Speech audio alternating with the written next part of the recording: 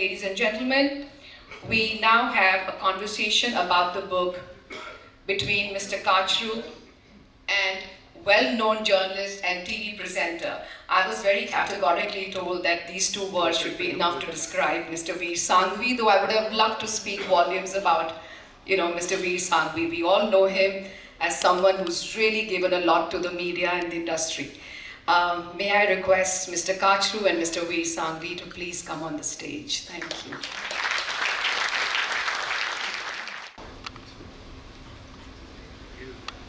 Good evening and welcome to this part of the event.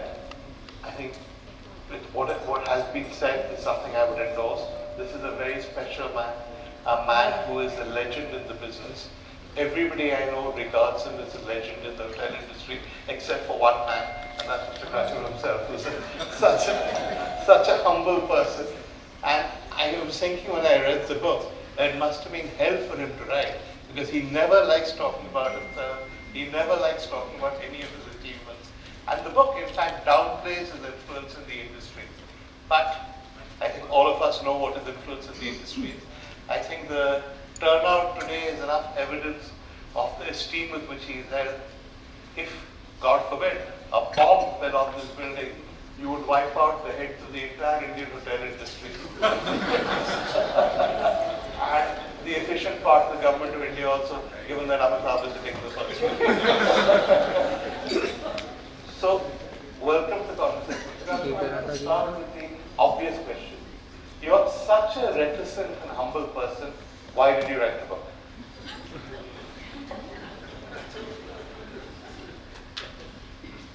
You know, I actually made several attempts earlier to jot down some interesting happenings in my life, and I kept on putting them in a drawer because I thought I will not be able to do it. My wife, who actually has written the first draft of the book, she kept on insisting that, we have had such interesting happenings in our life. We should share with our friends. I thought maybe, I should. It would be interesting, at least if not for others, at least my own kids, my grandchildren, they will read it. It would be make a good read. I remember early days when I was writing about it. I went to a friend who is luckily here, Mr. Ravinder Kumar, who is Managing Director of Statesman Group and Book Chief Editor. He gave me just one advice. He said, make it readable, what people would find interesting. So the combination of few instances in my life, incidents and anecdotes which happened, I'm privy to what happened. I think that pushed me towards writing.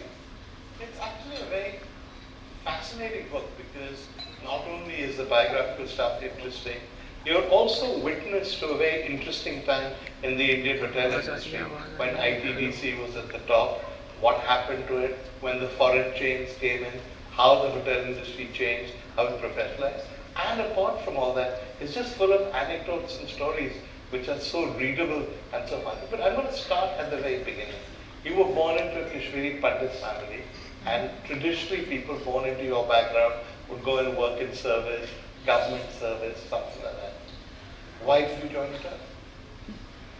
How true. I actually never thought of joining this industry.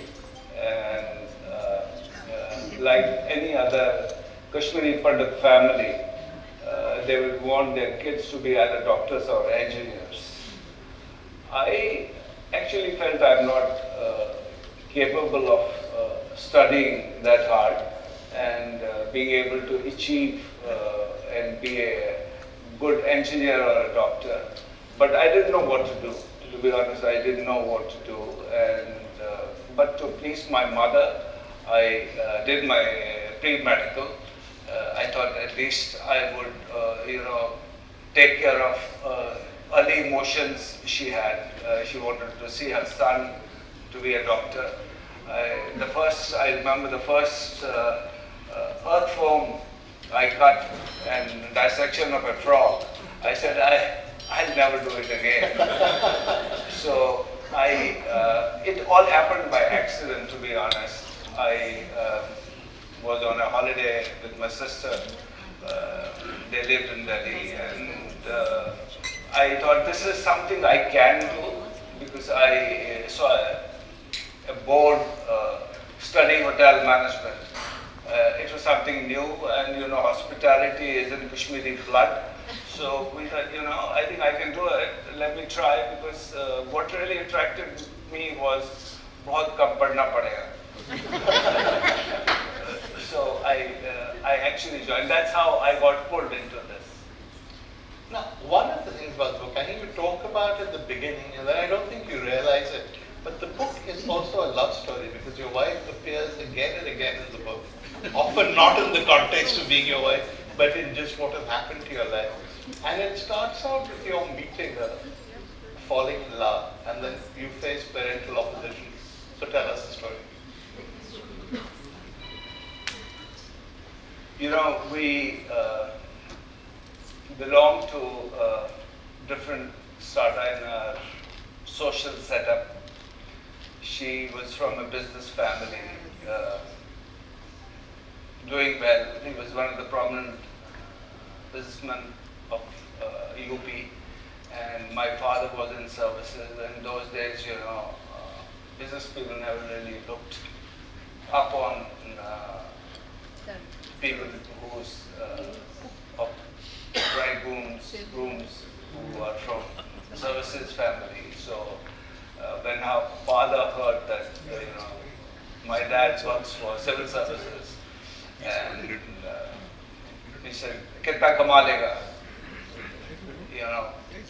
And I actually told him at that time, when he met me for the first time, there was a lot of opposition and they didn't agree that this would be a good match.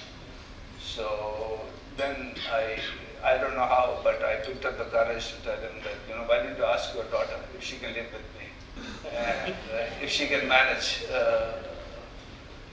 with whatever I have. And she was gutsy enough to handle her parents, and ultimately they accepted, and we. But your parents also not worried about the marriage. So it's both sides. Yeah. There's a story in the book about when the two parents meet and it's a complete disaster. They thought it would not be compatible at all. Our thinking was different, our culture was different, eating habits were different. Like my mother, our greatest thing was to feed people, rather overfeed people, to the point of, people getting annoyed. How much will you feed us? That was how it was. They were not happy, and they saw the difference. That a girl who was studying in Wellams, and then and I was from a middle class background. They said that the marriage won't last long. Yeah. So parents didn't agree, but somehow we both worked very hard, and I give a lot of credit to her because she went out of her way to convince her parents and did some of the drama at home, and which made it work.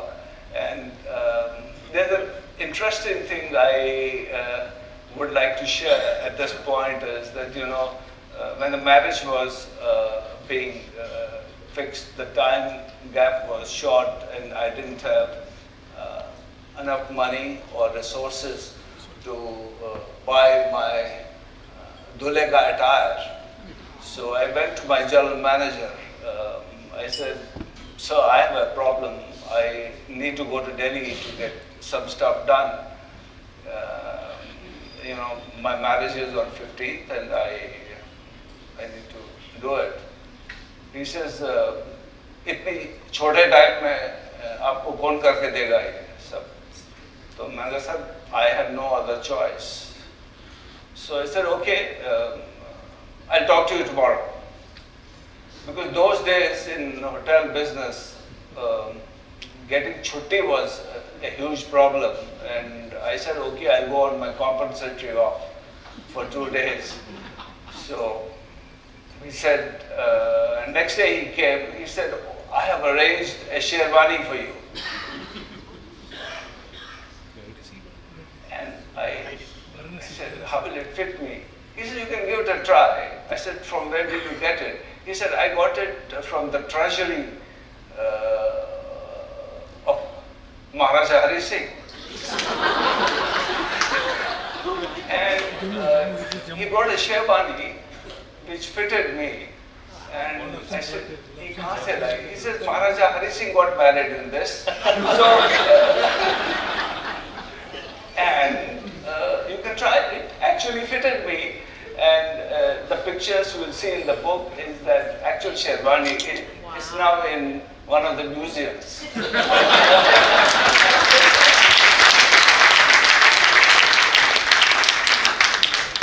I want to move on from the wedding, but I just want to raise one point. I don't know if you realize the number of times you refer to your wife, the number of times you refer to the team you made, the things you did together.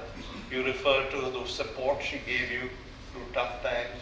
You refer to the humility. We talk a lot about your humility, but how she would go and make beds in a hotel when there were important guests and they would meet in the evening and be very surprised that the person who would come and make the bed in their hotels was actually your wife. So tell me a little bit about what it's been like working with your wife. You know, first of all, I'm very impressed with you have managed to read the whole book. You know. It's a very, very good book. It's unforgettable. I've read it twice. Yeah, you know, we have worked together after we got married. She didn't work for first year or so. Then when I took on my first position as general manager at the age of 23, and she joined as the executive housekeeper of that hotel in Aurangabad, if I'm right, Aurangabad. And we started working together and there were no hassles, and I must give it to her that she didn't expect to be treated differently than any other head of the department. She would sit with them, eat with them, do everything, and even connive against me.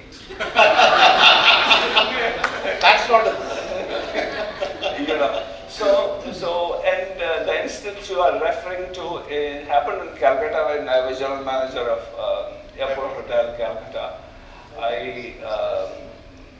We had a committee of parliamentary committee on public undertakings, visit and review all the public sectors in West Bengal. So they were staying in the hotel and they were examining the hotel also. And I recall that, we had special instructions from Mr. Mishra. Luckily he is here. He was my chairman those days. He said, Mr. Bansi Lal is coming. He is a very tough person. Just ensure that everything goes right. I don't want to hear that things don't go right. And he eats pulka, which is pulawa. And I said, sir, we'll do whatever best we can do, and we did it. And everything was going smooth. And we were short of, Calcutta those days had a lot of unions. And we had a problem. Some of the staff was not there on a particular day, the day they were there. And she was head of housekeeping. She had no option but to clean the rooms herself. And two of the parliamentarians came and they saw cleaning the room. That's fine, there must be floor housekeeper or somebody there. So they just noticed her in the evening. I was hosting a dinner for them. And being my wife, she was performing another role. She was the hostess there and as my wife. So, and I must say, they all mentioned this in their report that general manager's wife was cleaning the rooms with her own hands. So I think she accepted me for what I am, and I'm still trying to accept her what she is. Now that we're on to ITDC, I want to talk a bit about ITDC. If you talk about the people who emerged from ITDC, Puneet sitting here, who was from ITDC, Anurag, who was also from ITDC, there are many of today's leading hoteliers, chefs, all came out of ITDC. It's very difficult now to explain to younger people what a big deal ITDC used to be in that era. Because today's ITDC is not really the same as the ITDC of your era. So tell me a little bit about it, because you are not just the leading light of ITDC, you were youngest general manager ever of the Ashoka Hotel. You became general manager at what age? 28. 28, sir. Puneet. 27 and a half. So that's unheard of, particularly in company. I think I became a general manager by accident. There's no such thing. No, it's true. I must, confess to you, and my mentors are here, my colleagues are here. When Prime Minister came to the hotel on a surprise visit, it was very common those days that Prime Minister used to actually visit. Ashok was that important. She used to actually even go. This is Indira Gandhi. Yeah. She used to go and even inspect rooms, which is unheard of. Yeah. She wanted to check because Nam, Chogam, Asian Games, all these things were happening during those days. She came from the coffee shop area, if you recall, Samawar. I think Anurag started that. He was the first head of the refurbished Samawar, and she found a cigarette butt in the lift, and overnight it was decided to make changes. And what I'm trying to say is the focus on ITDC was so much that everybody was proud of it and they wanted it to be the best. I mean, we have had great leaders who led ITDC, Mr. Ashwini Lohani, Mr. Mishra. I mean, things were very, very different. And we took a lot of pride in what we were doing. And yes, to be fair, there was not much competition. Even Moria and Taj, both hotels came much later. 78 you had Moria and Taj. No, this I'm talking about. Moria was not fully operational. Okay. Moria was You not had the fully- Oberoi Intercontinental. Oberoi was there. 65 almost, Yeah. and you had your. Oberoi was positioned high, I must say. But also in terms of F&B, you Yes. had Frontier, which was like a worthy rival to Bukhara. You started the first Japanese restaurant in India, of which Puneet Chatwal was manager long before he went out to wasabi and all the other things. We forget that. ITDC had such a I think adventurous role. to be honest, you asked me the first thing, how I made it. I think the credit goes to people like Puneet, Anurag, Sanjeev Kapoor, and the lot. I mean, you have Sanjay Chadda, and people who actually, I'm sorry, I may not recall all names. Age is catching up, but I Not judging by the. I mean, these are the people who actually were so proud of themselves. They were not actually just doing a job. They wanted people to follow them. They wanted to set trends. I think it's the only hotel, if I may say, my industry colleagues, I mean, kindly don't take it otherwise, but no hotel today would risk introducing 5 different concepts, 5 different restaurants in the same hotel the same day. Wow. It happened. It happened. It happened. But we forget that. Really, You know, I think the role of Indian tourism, as Mr. Khan in one of his speeches said, the role of Indian Tourism Development Corporation was to develop tourism, set up infrastructure, and hand it over to the private sector to manage, because they have more flexibility, they can do better, and that should have happened long time back. But I think the gap of 15, 20 years with no funds coming in, no internationalization, not understanding the distribution required for positioning, particularly hospitality, was different. Yeah. During that period, there was NAM, there was Yoga. You presumably interacted with all of those international leaders who came and stayed at the Ashoka. Yes, I did. Who do you remember? Some things very good. I remember a lot of them because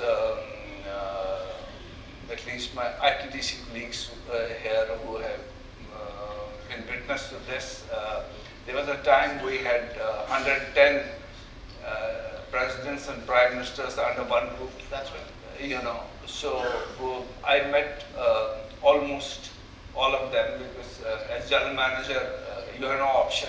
You have to receive them. I mean, there have been some funny incidents, like, you know, if I may, Be indiscreet. Tell us what really happened. some funny incidents, but something which were really, I didn't realize at that time what can happen, because maybe I was too naive or not able to understand. I got a call from MEA, a chief of protocol called me, who was our ex-vice president, Mr. Hamid Ansari. He called me, he used to call me Bhushan. He said, Bhushan, Fidel Castro is on his way. Just see that he is received. So he came down to the lobby. I received him and I took him to his suite. We gave him a welcome drink or whatever is normal we do in the hotels. And he settled in the room. I came back to the lobby. There was another call from a minister that Mr. Fidel Castro is coming. So I said, I just settled him in the room. He said, what are you talking? He has just left the embassy. I didn't realize I had received who was not Fidel Castro, who looked like him, you know, just for security reasons. So I received the real one. You know, such things do happen. And you always hear about leaders having doppelgangers and people who look like them who security go ahead. So I've never met anyone who's actually met both of a leader. The lucky one looked like the real guy. I've met both of them, and some people have been really, really good. I mean,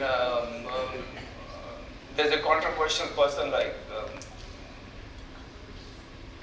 Yasser Arafat. Yeah. I mean, I found something in him. I mean, how can anybody dislike him? Yeah, you said that. I mean, he had a pull factor.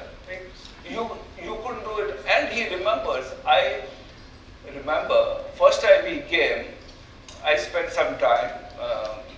I had a cup of tea with him, and next time he came, he brought a mala, pearls for Neela.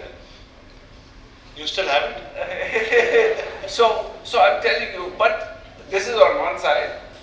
The other side is, as general manager, I'm sure all of us have risen from being assistant managers to general managers to CEOs. But there have been instances, I'll tell you about NAM, since you asked me about NAM. I got a call once. I was in my office. I got a call from lobby manager that President Mugabe wants to see you. And he was staying. So I said, what happened? Is there a problem or no? He said, no, he wants to see you.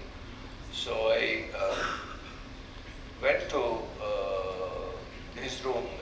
His secretary was in the sitting area. He told me, President wants to see you. I said, what happened? He said, he's very angry. I said, okay. I prepared myself that, I said, sorry, whatever it is. Typical hotelier, sorry, sir. So he came out from his bedroom. He was in his boxers. And the trouser was half worn. And it couldn't go up. So I said, Your Excellency. He says, you know what your laundry has done.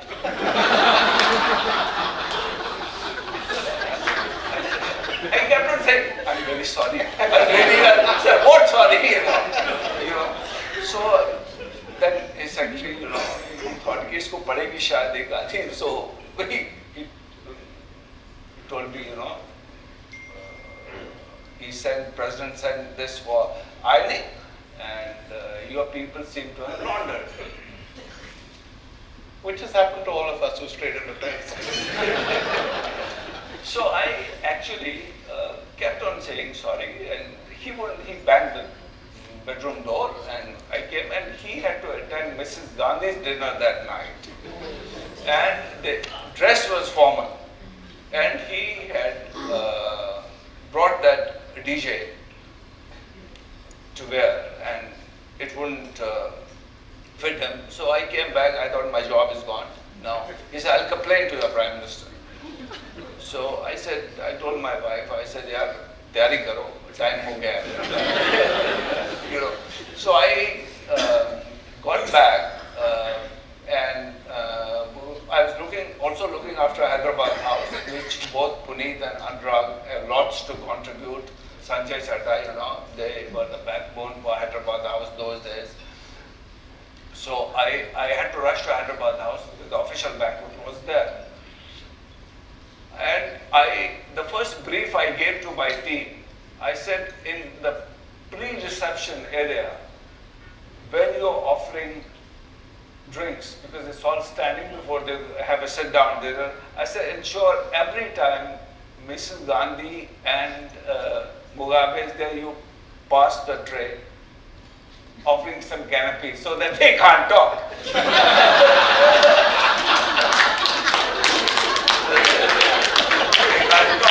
So this happened 3-4 times, so we managed, they couldn't talk. and he was not dressed in an attire he was supposed to be.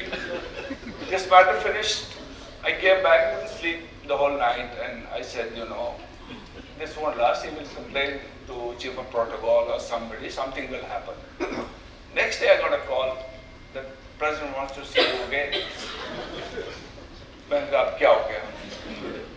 I went, and see his greatness. People may have different theories about him. He said, I just called you to apologize to you. I said, Your Excellency, what happened? He says, I had asked my High Commissioner in London to pick up a suit for me from Bond Street, certain size shop. He picked up the wrong size trouser. So it was in the laundry. It was in the laundry. And he had the courage to come and openly apologize instead of keeping quiet and going away. So there are some people who have different, I see, Ratan, you want to ask something? Did he get the pants? He did. He has pants on. We've heard the greatness of some of your politicians. But there were politicians who were not so wonderful.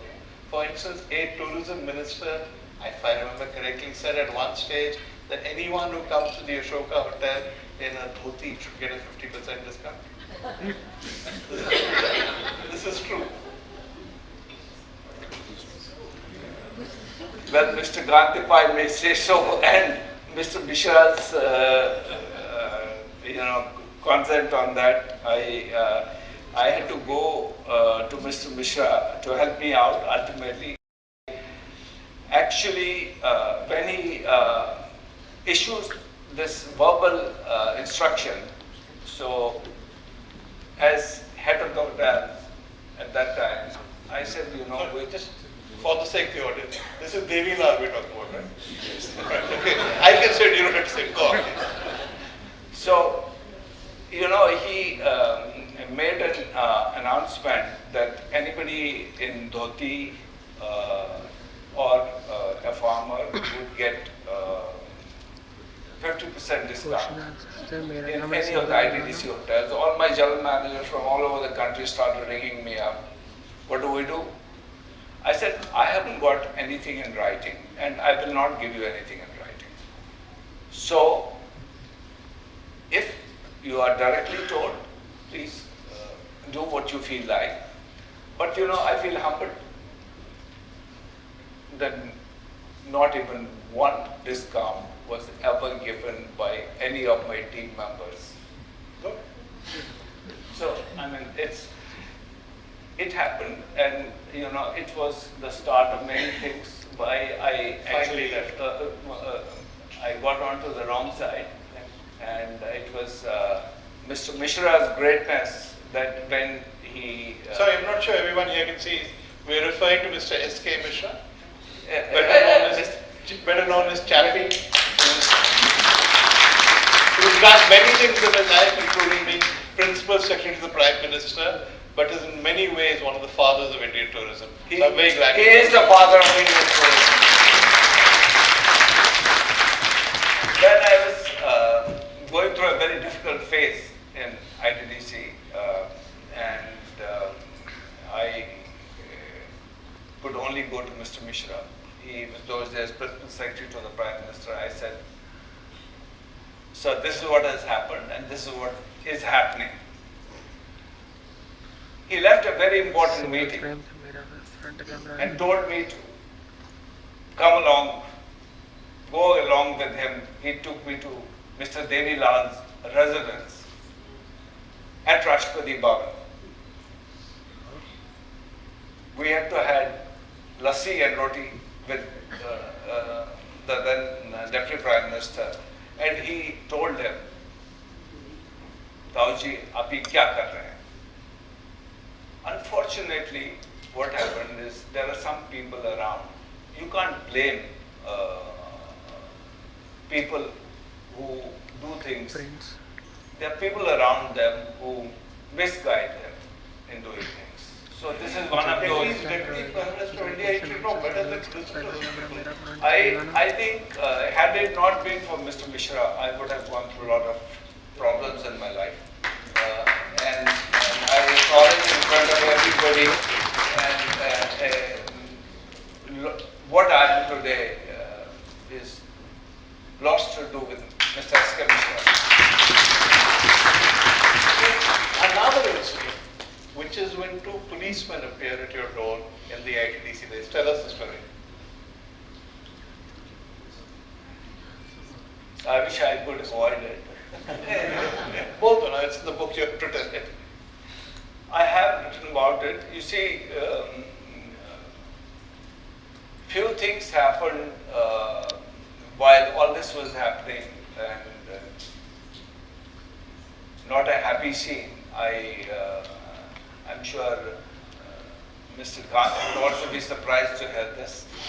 I was supposed to attend a marriage function at Bodia, and it was one of the shadi events of my wife's cousin, and like every wife,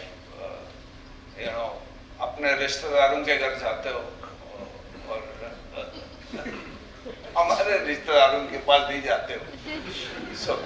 So I decided, I said no, we'll go there today.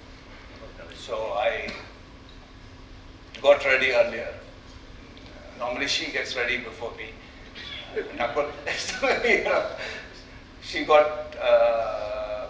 She was ready.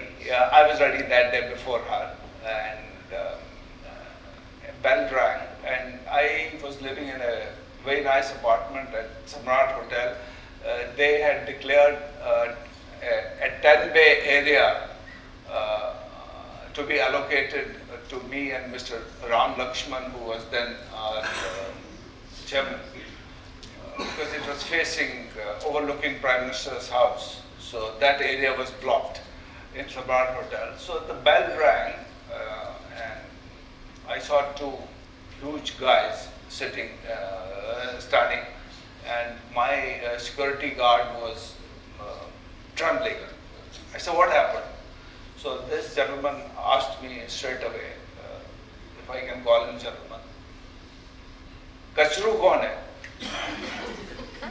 Now in your own hotel, if you are heading the company and somebody wouldn't talk to you like that. So I said, kya ho gaya? He says, aapke ghar ki talashi leni hai.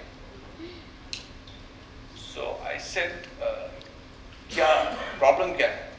Nahi, aapke ghar ki talashi leni hai. So I said, being a government official, I thought maybe there is some kind of investigation, raid or something. I said, do you have anything in writing? They said, no, but they showed me their IDs. Both of them showed me their IDs. So I said, okay. So they, I don't know what to do, but sometimes God comes to your rescue. Hotel doors have self-locking system, so I closed the door. He said, you are involved in a murder, and the weapon is inside. It made me furious, and I didn't know how to react. But I thought the best way for me is if I can take them slightly away from my room and get to the lobby, at least the general manager and lobby manager and others would be there to, in case something wrong happens. And I managed. I was lucky, so came down. They said, no, don't try to run away. The hotel is surrounded by jeeps, and we will shoot if you run away. I said, what is there to run away from home? I said, okay. And like all hoteliers, you have your own networking. So I tried to contact few people I knew, and to my bad luck, I just couldn't get through to anybody. It was not mobile phone time, you had to call. I called the Home Minister's house, I called the Secretary's house, I called so many people. It just didn't work out. Ultimately, I got through to a gentleman called Mr. Vashisht, who used to be OST to Home Minister those days. So I asked him, I said, boss, ye ho gaya hai. He said, don't worry, just get the guy on the line, I'll talk to him. This guy wouldn't come on the line. He said, no, I'll not take any call. So I told Mr. Vashisht, I said, he's not ready to take a call. He said, okay, don't worry, through the wireless system, in 5 minutes everybody was gone. I thought it's a case of mistaken identity. Maybe they were looking for somebody and somebody gave them room number so and so. So they all came there. So it just didn't bother me. So we went to Moria. And to my bad luck, the function was already over a day earlier.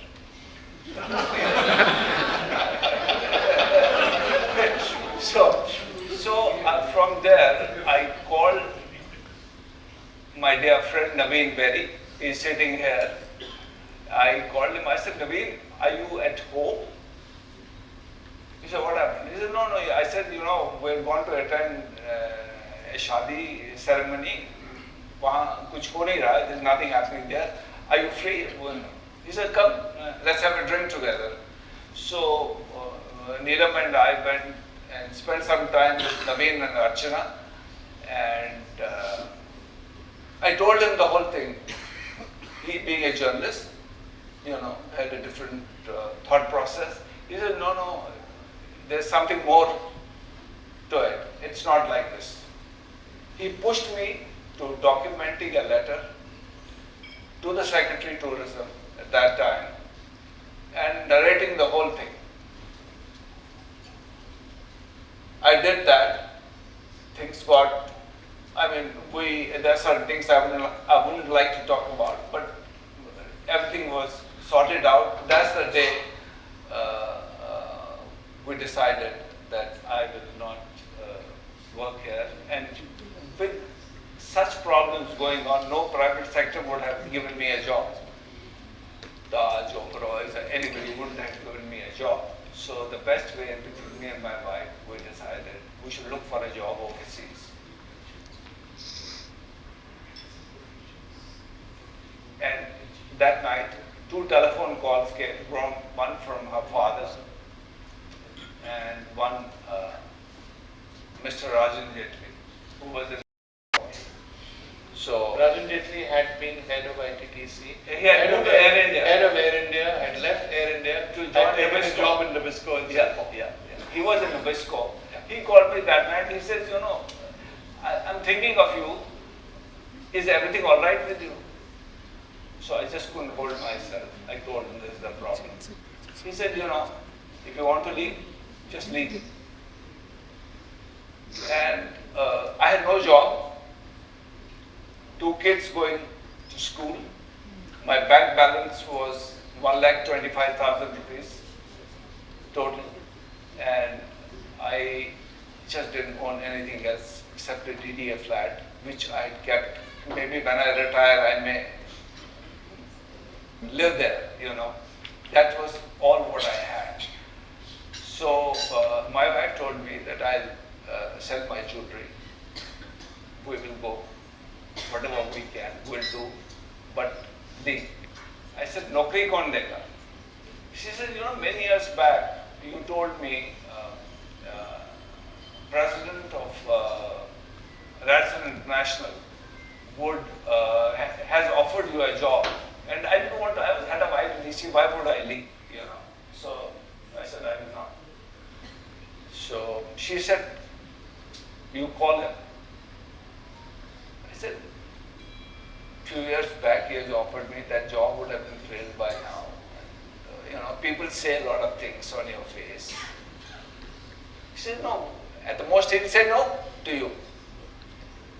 Mr. Mishra actually, had introduced me to the president of Radisson International at that time, and he asked me to take him around few hotels to show. She said, make a call. If he doesn't offer you, it's all right. We'll look for something else. That kind of support she gave me at that time, and we had nothing. In hotels, you are spoiled. Your boarding, lodging, everything is taken care of. You work for your perks, not for your salary. If I may say, my hotelier friends, this is what it is, what it was, at least then. So I called this gentleman, it was about 10:30 in the night, our night. So I called him, I said, later on he became a CEO of Starwood Hotels. European hotels. So he said, KB, I need to talk to my chairman. Go to sleep. Tomorrow morning we'll talk about it. Tomorrow morning, I'll have a word with my chairman, because they had to open an Asia office. There was no Radisson in whole of Asia. So he said, okay, I'll let you know. In 20 minutes he called me, he said, you're on.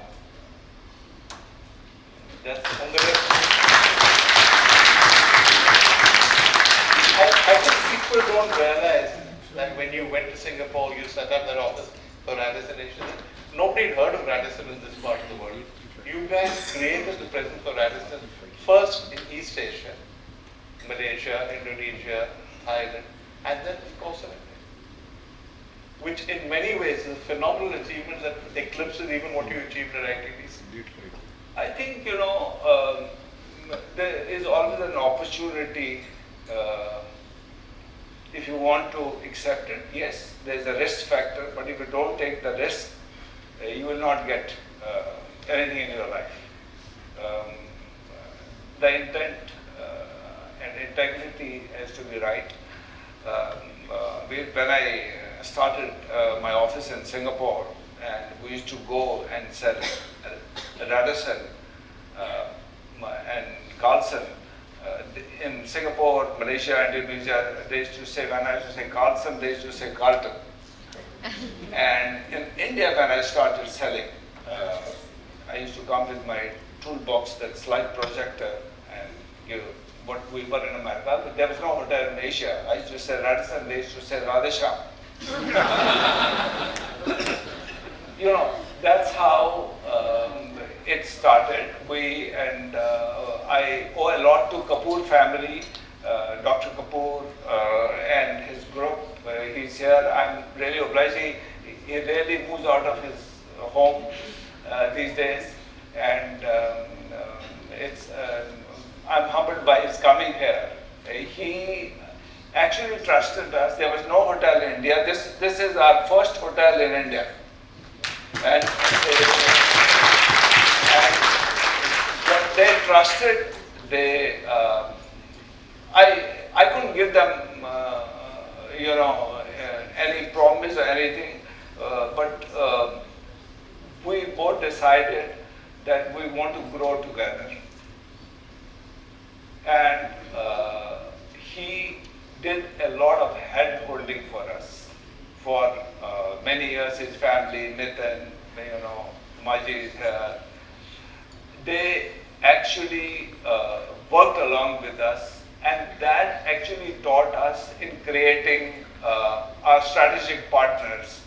We have Bestech here, which is one of our largest partners. We have Mr. Mushtaq Chaya group here.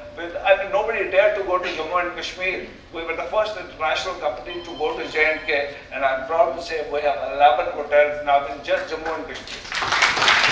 Thank you, Mushtaq. And you have a new one opening in 2 months.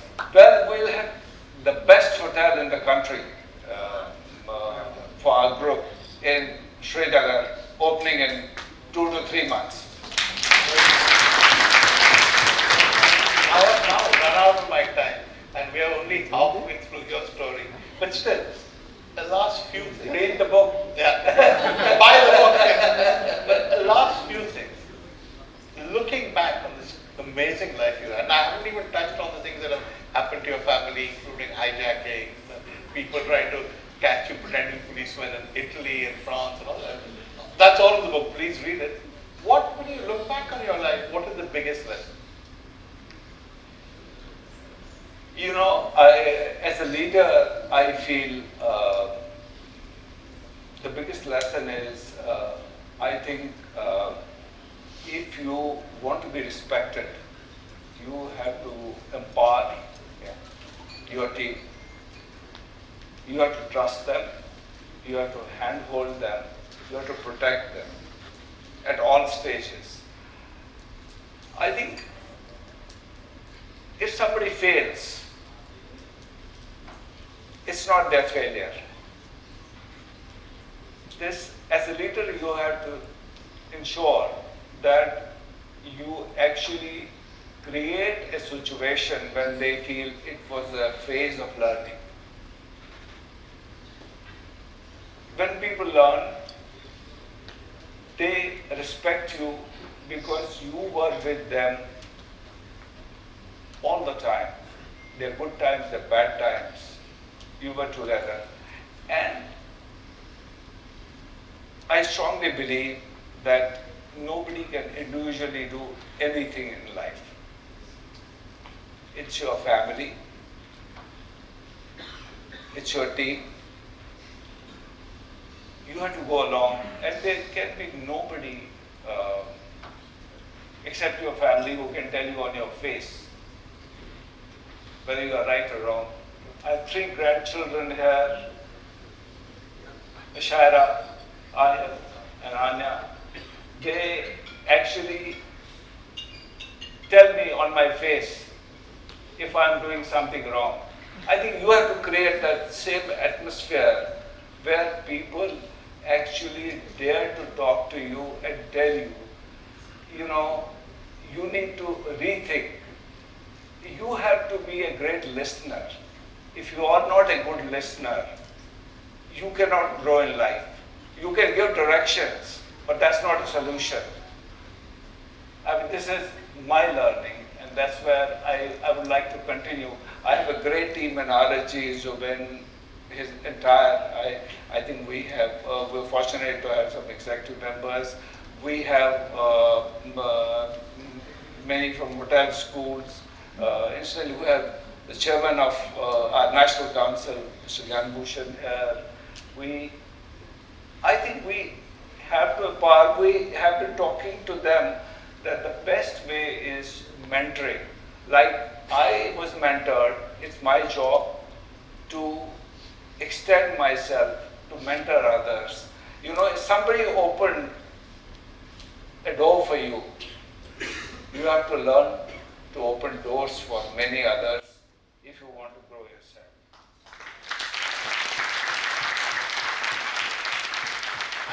I can't think of a better note to end this on. Ladies and gentlemen, a legend, Mr. Kachru.